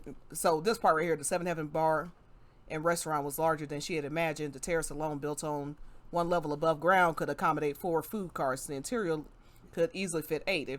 If each sold 1,000 steamed buns in a day, she could make 36,000 gil and pay off her debt within days. Thinking about that brought a bitter smile to her face. And then she meets Monty, and he's like, you know, I can't mix drinks anymore. I'm having a hard time moving around. And I might have skipped some stuff. I don't know. But basically he hires Tifa essentially, and she's off. Marl tries to get her to work with for Seventh Heaven. That's why she just has to go there. Yeah, that's it. That's right. And then, so she's off from the food carts on Wednesdays. Normally she trains those days, but she sees this opportunity to make extra cash to get herself out of debt even faster. So, and she's interested, of course. So now we can't say that Tifa doesn't just have one job. She has 2 jobs. She literally does, and she does 2 jobs again after the story. Yeah. Mm-hmm. Yeah. She can't idle hands. Like she can't not be doing something. And you can actually argue that this has to do with her anxiety, and it feeds into her mental state, and that she needs to be doing something to distract herself, otherwise she's going to be thinking. Yeah. So because she's been level, yeah, but she's been living in a damn container for 2 years. Like, you don't want to, you got to distract yourself from the situation. Exactly. You're working for mobsters at a food cart, living in a container, taking public showers. Like, she has to be doing something. Otherwise, like you said, she's going to be stuck in her container, which means she's going to be stuck in a box. And because she's not spending any money. Yeah, she's not spending any money. She's going to be thinking about her past. She's going to be thinking about she's still in pain, so she's going to be thinking about her pain. So obviously she's going to distract herself from that. Mm-hmm. So she's going to keep herself busy. She doesn't know how not to be busy. Mm-hmm. And I think that would also feed into kind of this abandonment issue that we kind of see showing up, that makes her as agreeable as possible until it becomes too much. Yeah. Because she doesn't want to be abandoned. Mm-hmm. And that feeds into the later stories between Advent Children, Case of Tifa, the Turks. It all culminates into the fact that she doesn't want to be abandoned, but she's going to be kept busy because, you're going to leave? Okay, got to fill up all this space that's not already occupied so I don't feel your loss, because I will break. Mm-hmm. But she's not going to break, but she thinks she's going to. Yeah. Mm-hmm. Yeah, this book was just amazing because, like, he really just went through the auntie's post and just was knocking. He pretty much went through social media and was like, okay. He didn't even type the hashtag Tifa. He just typed in Tifa into the Twitter search bar. One trash take after the other. He just like, okay, debunked. Yeah, checklist. Yeah, absolutely. Like, okay. He was just running through one. He was just running through one after the other. Okay, she never dated anybody. She loved Cloud for being normal, not because he's a damn soldier. He was just going through the checklist. But every single one of them. Mm-hmm. Also, so one thing that's also mentioned here that I'm looking at on the screen is Marl's talking about what's happening with Avalanche. So I guess you can time that with before Crisis. If this is happening, or 2 years now before the story, FF7 story. So I think the Avalanche is now getting like kind of, pushed back from Shinra aggressively, and I think around that time, if I'm not mistaken, is also like when um like the story of the Before Crisis, like Avalanche. That's when Rufus, I think, starts getting involved, and it turns out he's funding them. Yeah. Mm-hmm. Agree. And let's see. Yeah. So she starts helping Monty out. Monty pays her 1,000 gil the first night. Rakesh starts getting nervous because word is going around that Tifa has another job now, and she's keeping this job secret because she's supposed to. I mean, she's only supposed to be working for them. She's only supposed to live there with in Container Alley. In her little cage. So she's kind of playing with fire with this one. But, a little bit, but yeah, but she sees an opportunity to get out of debt fast. I mean, the thing is, I would think he would pick up on it pretty quickly if she just suddenly shows up with a bunch of extra cash. It's like, hey, I'm out of debt. I don't know, but yeah. Yeah, but he wants a cut of it, and this kind of feeds into he's becoming possessive of Tifa because he covets her. He wants to keep her for himself. Which reminds me of the boys in Nibelheim, how they would, because in a sense they did isolate her to keep her for themselves too. Yeah, they squeezed Cloud out like a zit as best as they could. And I think that's also it also feeds into why she reacted the way she did, because she didn't like how the boys back home treated her. Exactly, and now she was able to retaliate because she no longer had to put up with it. Yeah. So again, she's speaking for all of us for having to deal with these boys that don't understand what no means, and that treat us like possessions. And it's just like, yes, hit him again for us. Yeah, now she's actually getting more, I guess you could say, she's standing up for herself a little bit more. She's allowed to be angry now. Yeah, she's not so much of a pushover. Yeah, and yeah, she's allowing herself to be angry, which, and I know I keep bringing it back to this point, but as a woman, we're not allowed to be angry.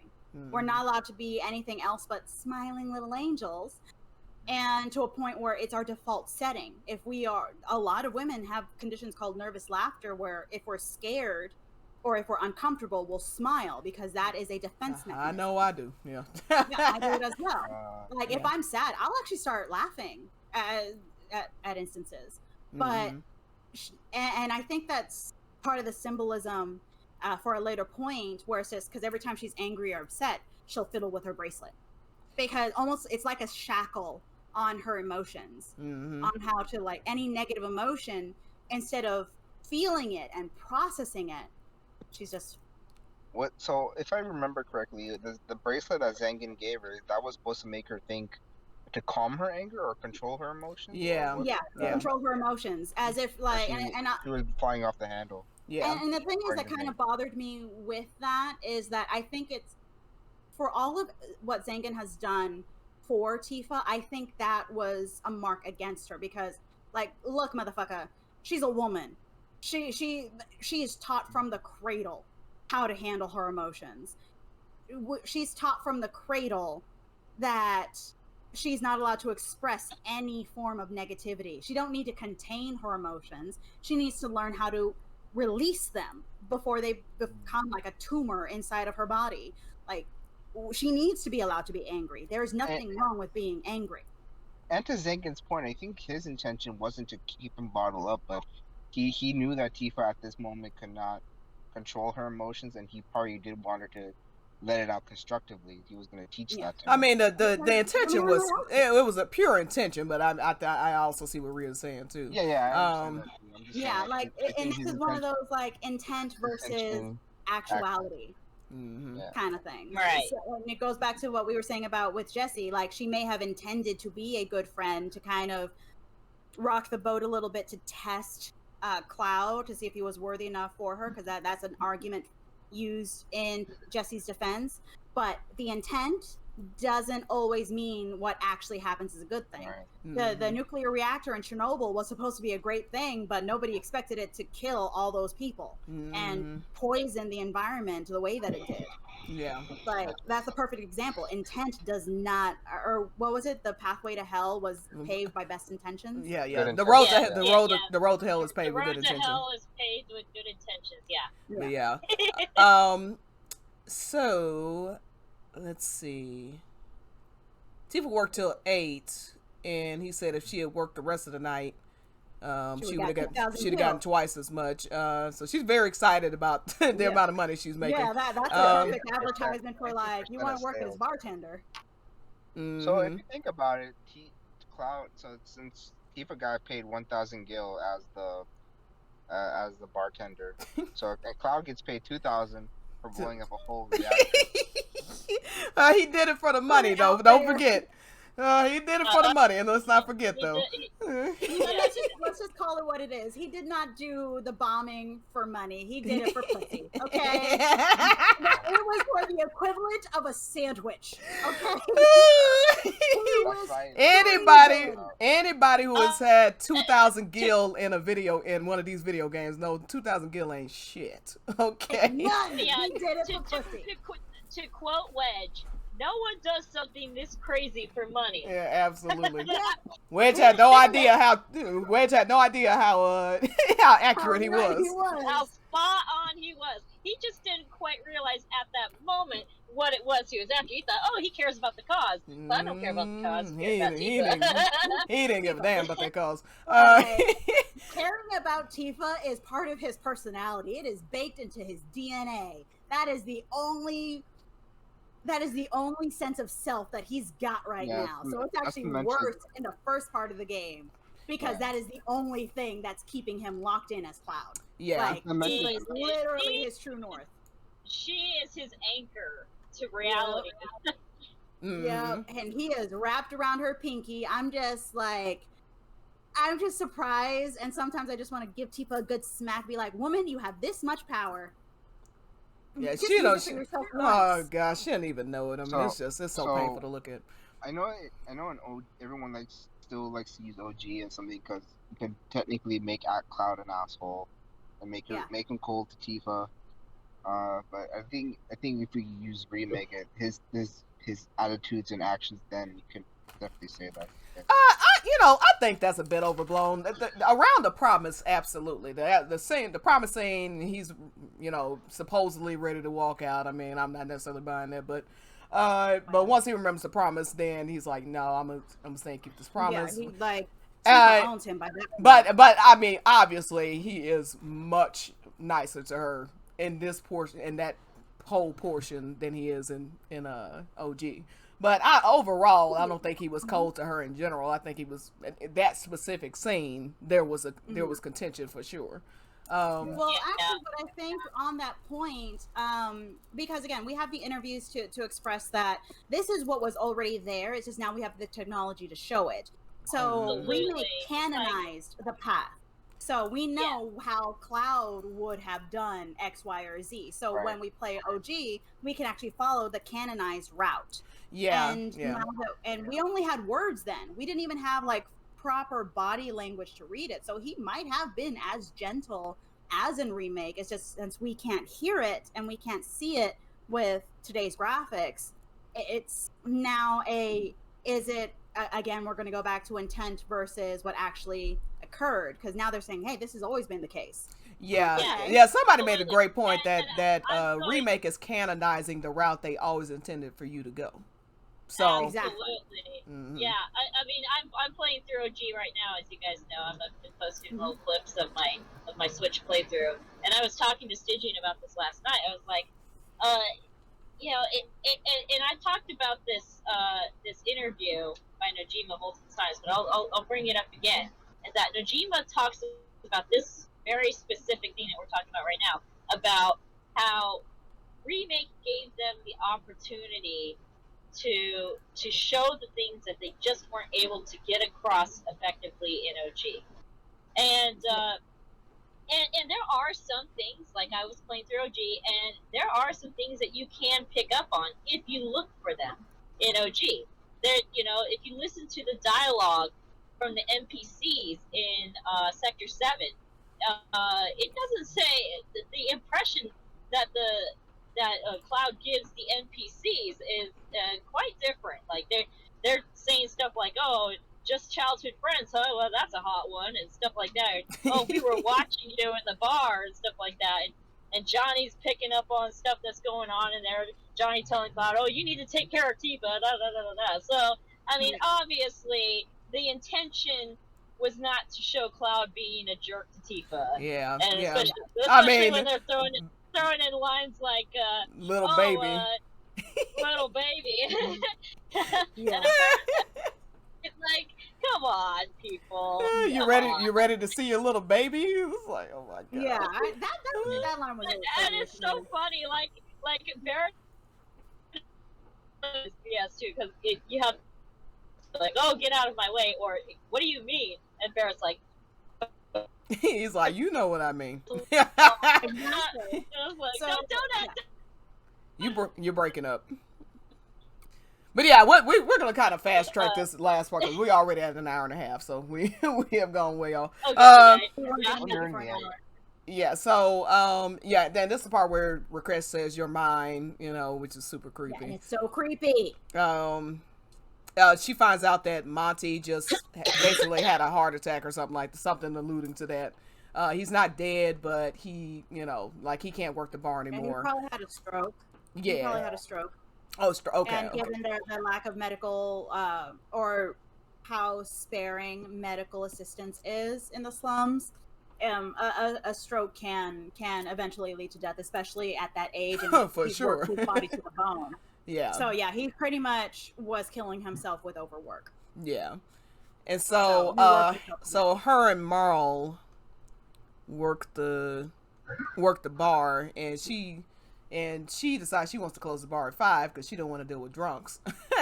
And yeah, and then now we get to see Barrett. Yeah, now she so Marl notices that a man keeps coming in the bar, and he's just like getting one drink or whatever it is and just sipping on it, staying like clearly acting, like how you've seen unhoused people who will buy something and then like chill out in a Waffle House or something, just trying to stay there as long as they can. She finds out more about him, and so their father and daughter, Barrett and Marlene Wallace. Marlene, she's 2 years old. You asked her, well, I'm an old meddlesome lady. You think I just stand around and not say a word? Oh, by the way, they're both homeless. Come on, go and take their orders. So this is how she meets Barrett. Now, just to fast track things a little, let's just talk about what things that stood out to us about her meeting Barrett. So what are some? I'll go around the table. I guess they started off at odds actually. Yeah, they were about to fight. Well, yeah, and I think part of that was because she saw the state of Marlene, and since Tifa is very much a lot of maternal instinct, so seeing baby in need kind of was that chip in the shield or the cage guarding her emotions or her fiery personality that she keeps locked away. So we're gonna call it fiery Tifa, not the watery one, the fiery one that's behind lock and key. But I also, as a multiracial person, one of the things that stuck out to me was how she didn't think, oh, why is this one race person being with this other race little kid, and it's just instinctively, oh, that must be his kid. That for me, that stuck out because I don't know how many times I have to, when I'm sitting with my mom in a restaurant, people ask if I'm adopted because they can't fathom the fact that I am a multiracial child. So that stuck out to me. And then the other thing that stuck out to me was Barrett's long ass lashes, and I'm like, just like my brother. Oh my god, my nephew too. My nephew too. Oh my god, and my brother and my best friend. Long, gorgeous lashes. I'm like, this is just ridiculous. My brother, like, his lashes are about as long as my up to my first knuckle, and I'm like, you don't deserve those lashes. But yeah, so this is the part where she's questioning Barrett, about Marlene. She's not wearing socks, or her shoes have holes in them. She's Yeah, and she snaps on him saying, you know, so it's okay as long as you're not dead. You need to do better than that. Get her washed up and put on some clean clothes for her. It doesn't matter if they're hand-me-downs. Another thing is Marlene is smart as hell for a 2-year-old. She can speak like she's saying complicated sentences for 2 years old. Yeah, a little unrealistic, but but one of my best friends, her son, for his age, he is so too smart, if you ask me. But I think that's part of how, like, for example, with my brother and I, my mom never did baby talk. So we were speaking in full sentences using complex words and verbs at a young age. So I think, yes, it is a little bit outside of the realm of the norm, but I don't think it's impossible given that I have met children that are too smart for their own damn good. But it's not the norm. It is outside of the norm. So you'd almost want to put Marlene kind of like a little bit higher on the intelligence scale, simply by virtue of she had to learn fast. She has to grow faster. It's just like because Barrett, if you see him in the local English localization, because I haven't seen that scene in Japanese, but he does talk like, oh, you know, my sweet little sweet angel. Yeah, I mean, you'll use like a soft voice, but he's not using like, or look at the nummy food kind of thing. He is speaking. He just softer. Yeah, that's true. Yeah, so like you'll speak in a softer tone with your children. At least from what I've seen, I don't have any. But I've also found that if you're using full sentences, children will grasp that faster because they're sponges at that point. I love how she said, like, oh, I've observed humans with their offspring. But anyway, all right. All right, so so yeah, that is interesting that they start off at odds. She says, you know, they're scaring away the customers. Like, so it seems she takes them back to Sector 8 with her, gets them cleaned up. And let's see. And so she's initially kind of afraid of Tifa, which is interesting. Well, because this random stranger is like squaring up against Daddy Dearest, who's a freaking giant. If somebody half his size is brave enough to start like throwing some hands, I'd be scared too. Be like, okay, what are you hiding that I don't know about? So, what else stuck out in this portion of the book for y'all? So Tifa somehow is able to convince Monty or Marl and Monty to let Barrett stay in the basement of 7th Avenue. Because they don't want to be shown up. That's when they start staying there. Actually, it's not when Tifa buys the bar. It's before that. No, it's a little bit before but it's. And Marlene has like, Marl has a stroke of competitiveness to be like, how dare this teeny bopper outdo me? No. She gotta up her game in order to be on equal footing with Tifa as far as, okay, I'm gonna medal. Yeah, and this just shows, you know, it's something that is so often overlooked by, and I'm saying, you know, Tifa fans obviously will acknowledge this fact about her, and the developers will acknowledge this fact about her, but the fandom at large will often overlook just how kind Tifa is, and how much of a selfless character that she is, and she's constantly putting other people ahead of herself. She's constantly thinking about how she can help other people. She's got, you know, I love the way Ria describes it, where there's two Tifas. You have the watery Tifa, who's, you know, calm and sweet and stuff, and then you also have this fiery Tifa too, where that's the part of herself that she kind of keeps locked away. The one kicking Johnny in the balls and stuff. Yeah. And the one that will pick up a Masamune and get ready to F up Sephiroth, you know, like that Tifa. Yeah. Like, look, her and Cloud were ballsy as hell for 15 and 16. They ain't give a damn. Like, Tifa, I mean, honestly, I think the only reason she survived was by sheer force of will. She's like, this motherfucker is not going to be the thing that ends me. She's like, I am not going down today. Yep.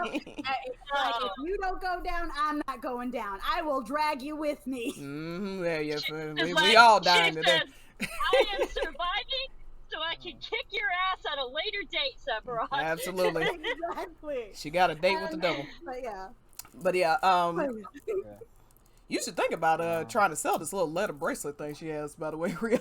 I guess they keep bringing it up. I actually have a couple bands of red leather right now, so I'm debating on whether or not I'm going to use gold wiring to do that cross hatching that's on there, or if I'm going to use citrines, because citrines do have a calming effect as far as my crystal Bible is concerned. So I think embedding the citrines, I've got a couple ideas that I'm working on. So I actually am actively working on the leather band right now. Nice. So, I already know how I'm gonna make her cowgirl earring. Not the one that I gave you, but the actual little teardrop. I'm gonna use the little green teardrop. Yep.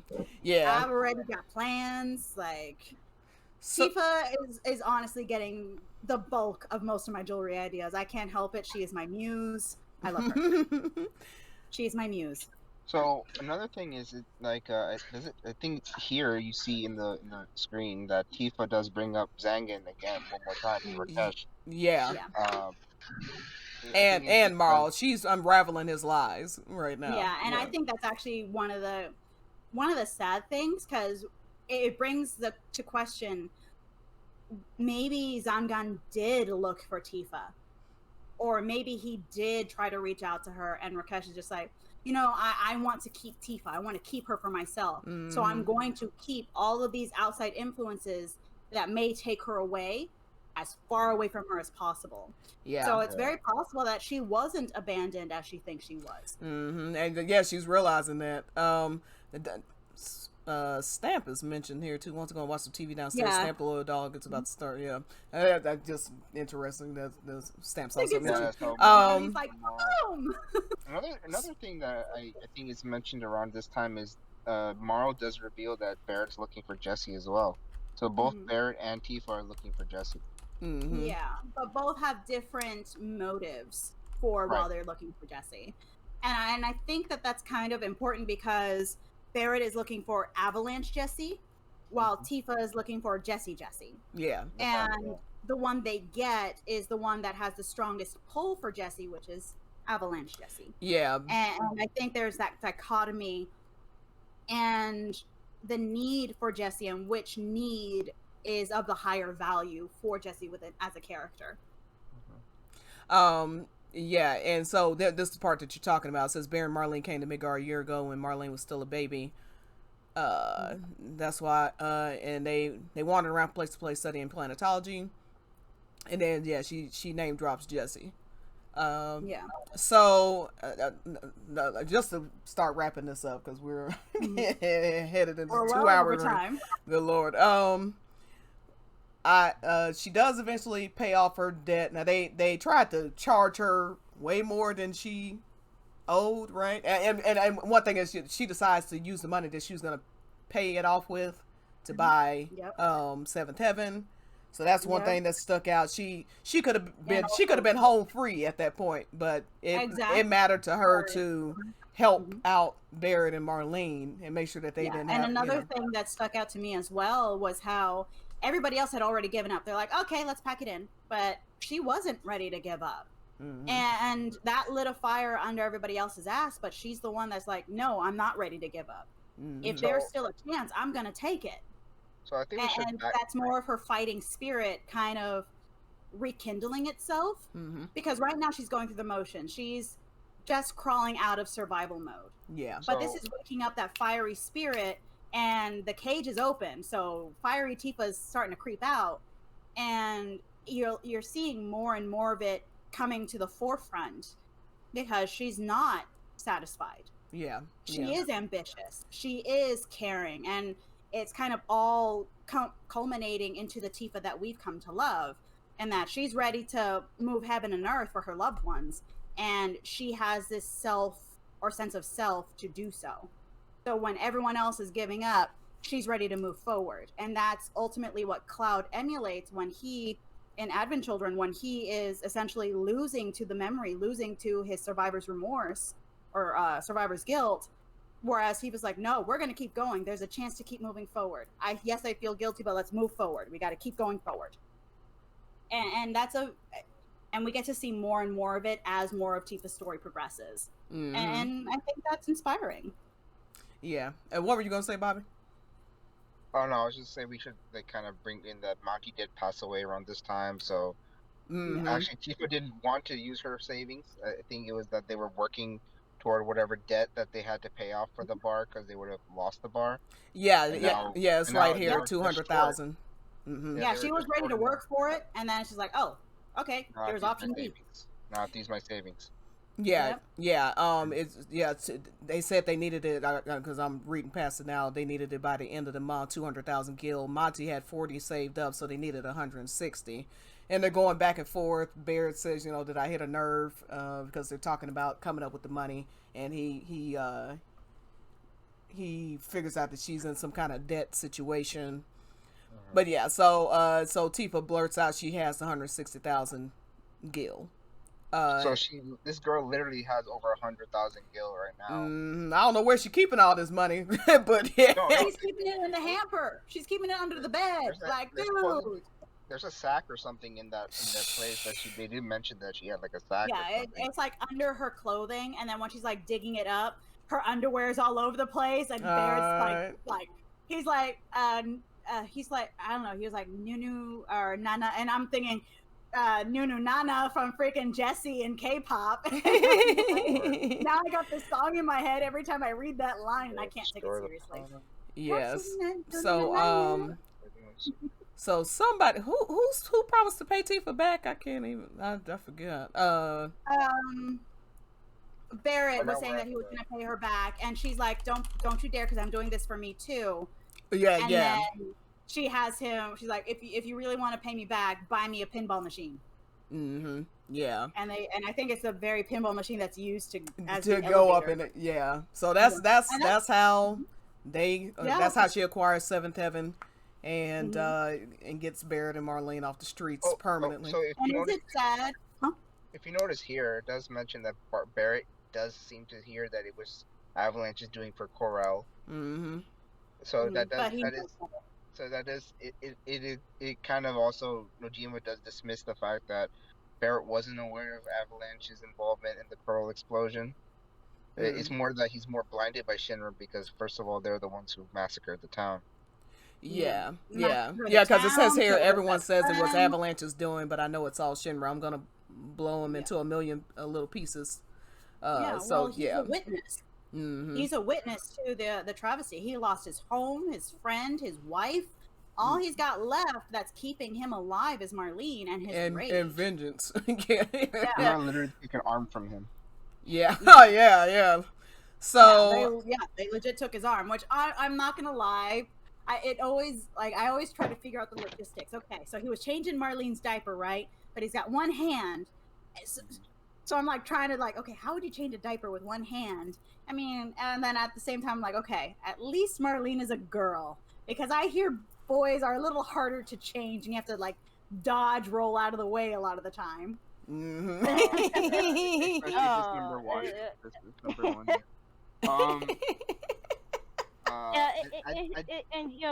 To kind sorry to jump in here like this, but to add on to what Stygian was saying about Barrett and stuff, Barrett is such an interesting character, he's such a passionate person, that he's lost so much, but every time he loses something, it just strengthens his resolve. But it also makes him angrier. So it makes him angrier. And so when you see his, transformation throughout even the OG, it's really, watching his character arc is just honestly one of the coolest things of FF7 OG and of the compilation altogether when you see especially his relationship with Cloud and how it evolves. You know, they have such a contentious relationship at first. Literally, the only thing keeping Barrett from basically tearing Cloud's head off his shoulders is that Tifa trusts him so much. Exactly. And just spending time together and working together to the point where by the time Advent Children and Dirge of Cerberus rolls around, Barrett is part of Cloud's close-knit family unit, and they trust each other so much. Like, I don't know, it is one of the most underrated relationships in the entire series. Absolutely. Yeah, and I think something that we don't really touch on with regards to Barrett's character as an individual also is the fact that we are watching him go through the 5 stages of grief. It's just we're watching all of them go through the 5 stages of grief. Exactly, but like for example, like Barrett is, for the most part, he's kind of stuck in the angry stage, and then you see him go through the sad phase and then go through all the different stages as he slowly casts off his rage and realizes that yes, I still want to save the planet, but I don't want to see the world burn in the process. Yeah. So it's just like overcoming that rage as part of his grieving, because yes, it's 2 years since he lost everything, but it's still, again, grief is not linear. We don't all get over grieving quickly, and sometimes we'll have it pop back. So I think one of the things that not a lot of people really grasp with Barrett is how we go through it with him and experience his rage, and we also get to experience his rage get tempered and get like utilized in a way that's not take the world down with me kind of thing.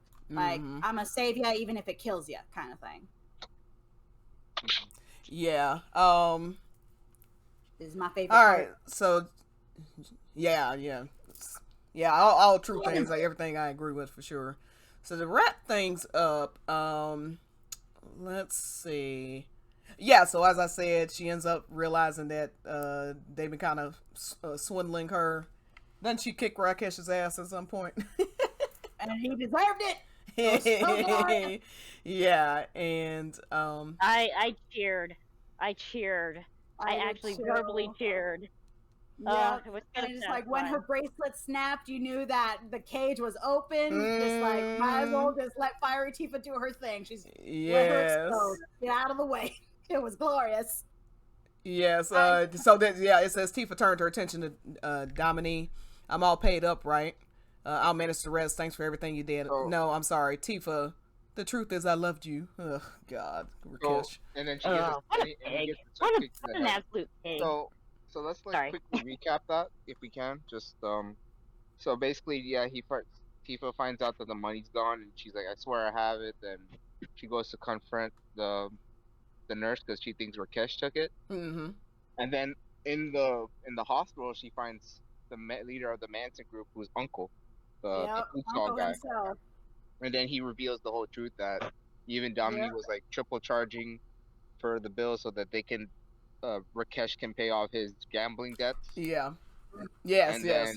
then Rakesh comes in and he's like, I have the money, it's Tifa's money, and then he gets the punch. And then she's like, I did it for snatched the money back. Barrett did snatch the money back. He was the muscle for like the first couple seconds of the altercation. Yeah, that's my money. We'll be taking that back, said Barrett, knocking the knapsack from Rakesh's hand and pulling it towards him. Secured. Yeah, so they double teamed his ass, and she walked, and there was just something so satisfying about her kicking his ass. Yeah, so she walked away a free woman, and yeah, so that's great to see. You know what it kind of reminds me of? Mm-hmm. You know what that scene kind of reminds me of? How many of you guys have watched Ever After? I haven't. No. Oh, okay. Well, it's where she threatens the guy that bought her. Yes. It's like towards the very end. Drew Barrymore's character, she plays like the Cinderella type character, and she ends up being bought by this sleaze bag, and she fights him off. And then he has to give her her key. He says, "Your freedom, my lady." That whole scene just gave me that whole vibe, and I was like, "Yes, I love it." Yeah. Yeah, it's like when she threatened to cut him from navel to nose. It was best scene ever. It really is. And then the Prince Charming shows up and he's like, "Oh, I'm late."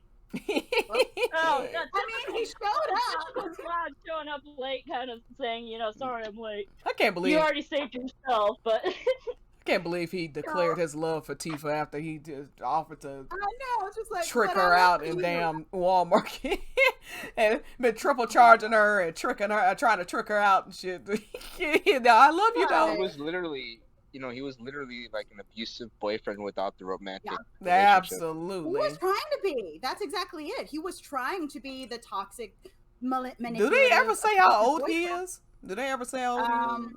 No, I don't remember, think they but do. honestly, like, it's kind of like a universal trope that kind of like, okay, beware this. There's always going to be that one dude lurking in the shadows, waiting for you to be vulnerable, and will keep. You vulnerable. he's that attractive older guy, who seems like a Very much trustworthy that person and seems like a trustworthy person, but then turns out to be a dirtbag. Yeah. Yeah. So I like that Tifa. Final thing I'll say is I like that Tifa. She renames her fighting style to Tifa-Ru. I don't think that she.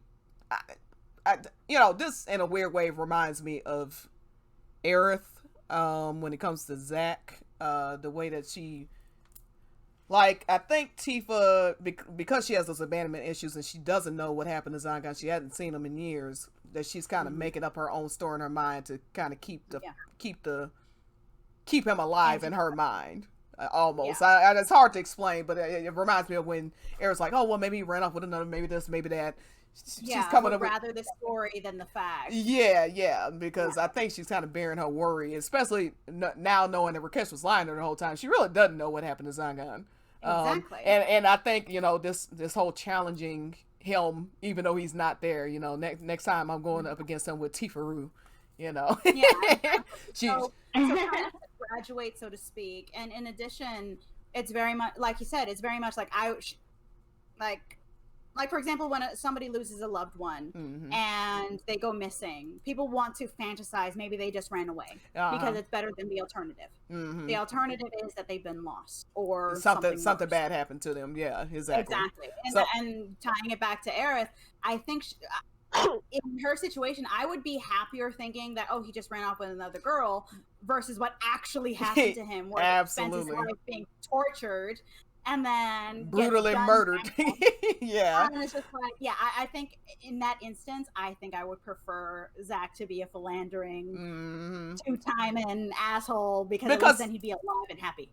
Well, but also it'd be easier to let go of him if you think that you know what I mean? Like it'd be easier to, because she is trying to let go. I mean, that's what the whole thing with Cloud is, that she doesn't see that she's doing the opposite by globbing on the Cloud. But I think that's her intention is to move on, Exactly. So yeah. But also it can be said that seeing Cloud made it not just that it was harder for her to let go, but also it reignited the question in her mind. So that's what gave her the strength to leave Midgar, because this question is now at the forefront. What happened to this person? Why don't I feel them anymore? Yeah, I think had she lived, this ultimately would have been a good thing for her, because I think for the first time in years, she's actually, and this last thing I'll say, she's actually having to confront all those unresolved feelings. I mean, who is she gonna talk to about it? Elmira sure as hell don't want to hear about it. She has nobody to talk to about with Zack. She can't ask the Turks, you know what I mean? So exactly, Elmira's gonna protect her baby. Yeah, so she could be 50 years old, and Elmira's priority will always be, I'm going to protect my baby. So I understand overprotective moms. Yeah. But so I think, and I think that's one of the things that kind of makes Tifa and Aerith good foils for each other, because they go through hardships. I mean, obviously, they're not the same hardships, but their reaction to similar hardships. I mean, they both had lovers that they didn't see for 5. Tifa doesn't realize it's been 5 years. I mean, Xerath and Claudia are definitely yin and yang, two sides of the same coin. Exactly. They both have a loved one that was lost that they long to have back. It's just that Tifa actually gets her love back in life, one gets it in death. So, but yeah, it's a very interesting dichotomy that is put forth within the game itself, because we're no longer having Tifa and Aerith be antagonistic towards each other, because OG, they were not friends. I don't care what anybody says. Like, what I sure didn't pick up on it. As I'm playing through OG right now, I can definitely say they were not. Whatever their intention was, intending to show them as friends, it does not come across very well. I did not see it. I'm sorry. There's a lot of cattiness. Yeah. And Aerith like flirting with Cloud in front of Tifa and stuff, and and unfortunately, one of the reasons why Aerith as a character has been so polarizing, especially amongst cisgendered women and individuals attracted to men, so to speak, is because her behavior is very much a stab you in the back, steal your man kind of girl. And that is very polarizing, especially among cisgendered women and those that are I guess the best way to describe it is like the submissive in the relationship. If you were going to compare it, like, here's the dominant party and here's the submissive. So the submissive party, I see, more so would very much the quiet demure one gets steamrolled, you know. Yeah. I'm just glad that they changed all this for and I mean, this is kind of related because we're talking about Trace the Two Paths. We're going through these two latest journeys, and as I mentioned when we got to this part, which was at the very beginning. Hey Charles, we're actually about to stop, but but hey Charles, say hi. Yay! And hey Esther, right? Yes, hey Esther. But yeah, is that Tifa, you could see at the beginning of all this, Tifa sees her as someone who she grew close with very quickly, feels as her as like an old friend. So it's just very nice to see that they are killing this damn. Exactly, because I'm all about all about friendships and what have you. So it's just like, I like the fact that in the game we have heteronormative individuals that are able to be friends even if they're the opposite sex, and I like the fact that we have two girls that are actually friends. And after the whole kerfuffle that was an add-in, which I'm still beefing about at the train graveyard, where it's just like, okay, they're not being pitted against each other. They're actually working together. Aerith is caring more about Tifa's well-being than Cloud, because she sees Tifa is suffering. And it's I don't think it's that he cares. I don't think it's that she cares more than him. I think that she, as you mentioned at one point, Aerith has a lot more real world type experience, and Aerith is very charismatic in her own right as well. Of course, charismatic, caring. You know, she gives off an air of being somewhat selfish and things like that, but she understands people on a level too that is different than a normal person. So she can recognize this in Tifa and knows almost kind of knows what to say to her to exactly. And I think it's refreshing, because the thing is, yes, we all joke that Cloud has a Tifa radar. She sighs the wrong way and he will check in on her, but it's nice to have a female character, a peer, that is her friend, that is actually caring about her well-being. It's not just the romantic partner or the prospective romantic partner. It's, hey, these people actually care. Nanaki, here he is sitting with Tifa instead of, chasing after chocobos, which is probably for the best. I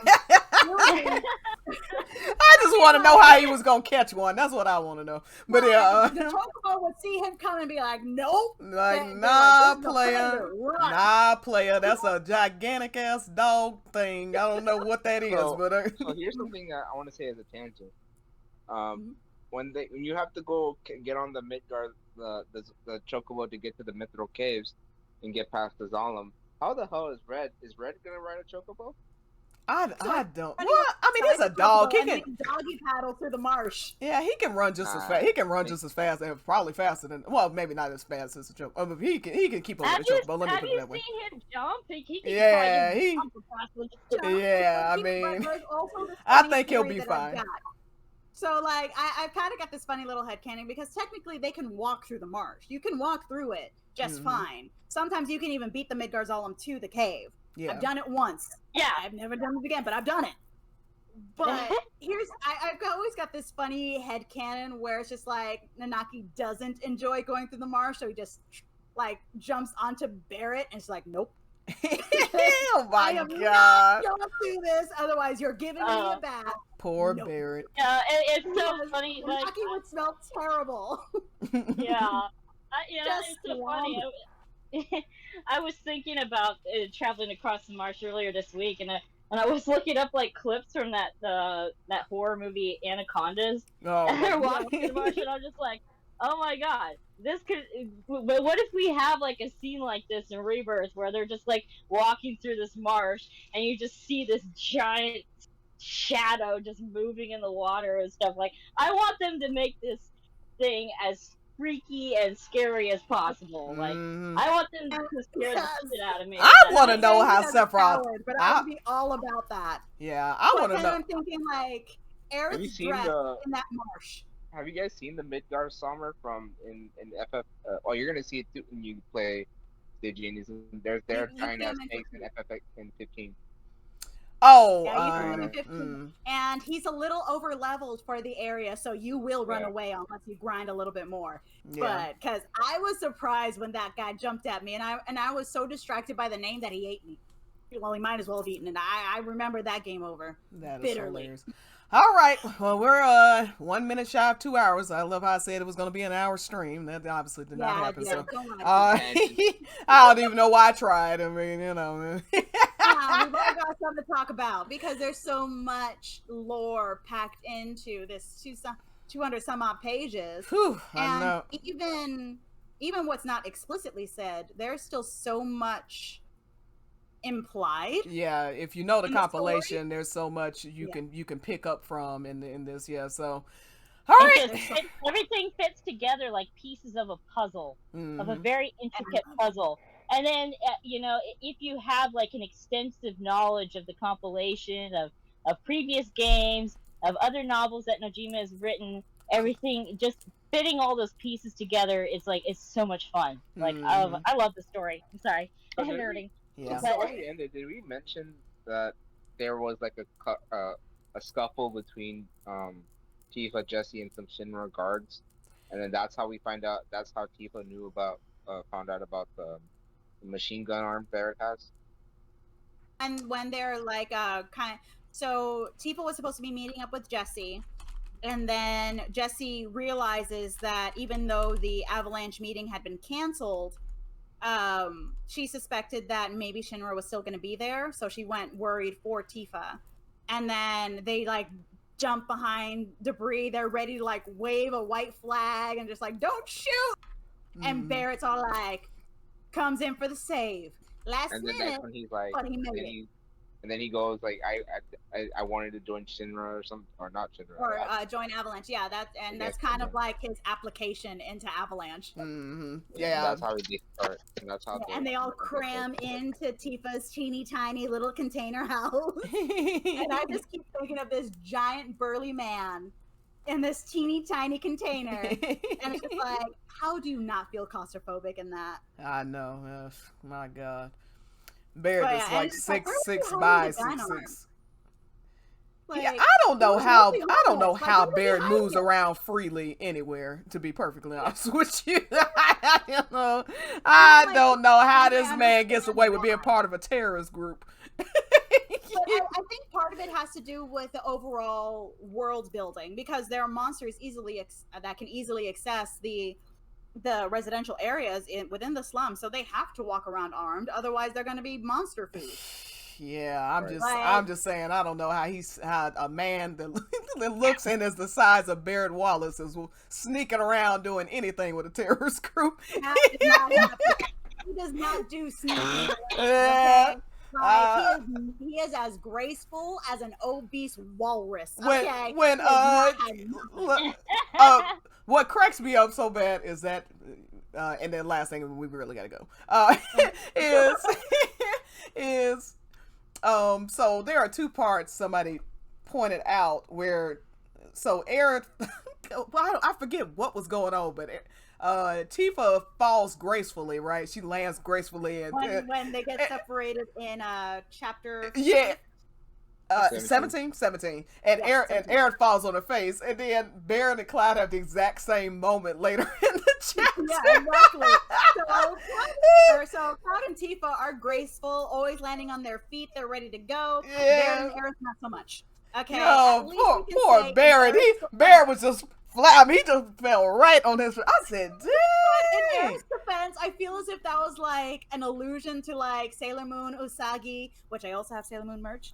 But still, it's just like very much a old '90s Bishoujo manga stereotypical clumsy main character moment. Yeah. Was like, nah, drop him on his face. He ain't grateful. Yeah, it's just there's so many parallels to Cloudy in the game. It's ridiculous. I swear, oh my I swear we find more and more every day. But yeah, every day, even without the additional stuff, like we're just hell the friggin' creative team are going through each chapter, and it's just like, matchy. And like how Cloud is thinking that Aerith is a con artist, right? But it's and Tifa has the same moment. Tifa has the same moment. It's like matchy. She's like, why is she helping us? It's like matchy, and I love it. And I love and I just pre-ordered the Play Arts figures, both the static and the mobile. I don't care. And it's like matchy. The dresses are matchy, and I'm okay with it. She is crack. Oh man, that cracked me up. I was like, damn, Cloud thought she was a con artist, and then Turquoise Hammer. Shout out to him for the amazing translations he's been doing. Yeah, and he gave more context, and I was like, no wonder Cloud. I was like, Cloud really thought this bitch was about to rob him. I do. He was like, I know. Like, and that's what I love. I tie it into the whole city thing, city, because I mean that's what we've been saying. Claudia is warning him of city women. She's not like, hey, those city women are tempting, but I want you to choose one of the city women anyway, just because she's literally older than you. I mean, make any sense? I felt dumb for even ever believing that it was about Aerith at one point. So so basically, Aerith is the city girl that is the temptation, and Jessie. Aerith and Jessie are the city girls. Yeah. So basically, a lot of Aerith's negative traits were thrown onto Jessie, and I'm okay with that, and I just don't want Aerith to get them back. Please, I love her right now. Do not take her away from me. I will cry. I hear you. All right. Cry. All right. Well, that is it for this short stream. Okay. I want to thank my guests again, Ria, and definitely come back for the fauna stuff, please. That's going to be interesting. Absolutely. I normally do these on Tuesdays, but I was doing so much work, like I said, with everything going on this week. I had to skip it to today. So we'll be back next Tuesday, which is a day of the month. I don't know the exact date, just this next Tuesday. I'm gonna do the thing. I'm gonna be helpful. What the hell is today? Oh, the 27th. It'll be the it'll be the 26th. 26th. So 26th, yes. Yeah. I was like, what is today? So today is a day. But yes, I want to thank Ria, Bobby, and TifaTheMonk again. Again, please check out Ria's jewelry, Trinkets and charms. Yes. And I will pin those on my account. I actually put some pictures of them in the stream when we were talking about them too, so everybody can get a closer look. Very well made, super gorgeous. I mean, I'm really impressed by the designs, and not just because she's my bestie, but I would not lie to you. And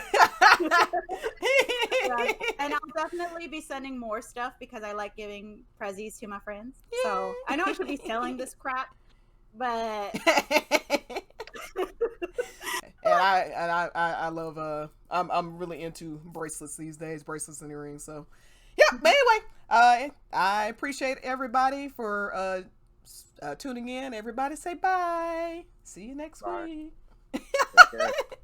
Bobby's like bye. Bye. See y'all. Let me figure out how to end the stream. Okay, there we go. This is Stygian Stilettos Gamer, and I am # out of here, honey.